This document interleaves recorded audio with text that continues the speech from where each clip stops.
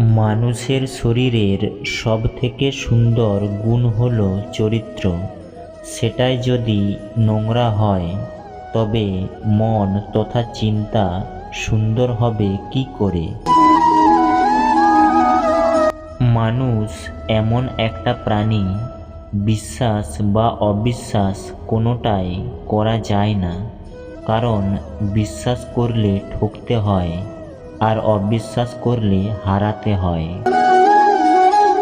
সুখ মানুষের জীবনে অহংকারের পরীক্ষা নেয়, আর দুঃখ মানুষের জীবনে ধৈর্যের পরীক্ষা নেয়।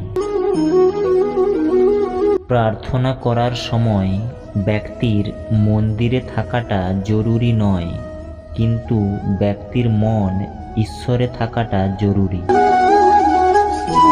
কলম যতই দামি হোক, ভিতরে কালি না থাকলে যেমন তা মূল্যহীন, তেমনি মানুষ যতই শিক্ষিত হোক না কেন, মনুষ্যত্ববোধ না থাকলে সে শিক্ষা মূল্যহীন।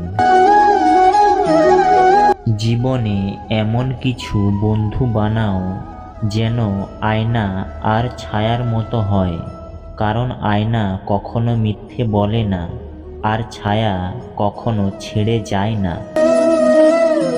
বিবেক মানুষের প্রধান বিচারক। যে ব্যক্তি তার আপন বিবেকের নিকট জবাবদিহি করতে জানে, তাকে কখনো কোনো বিচারকের সম্মুখীন হতে হয় না।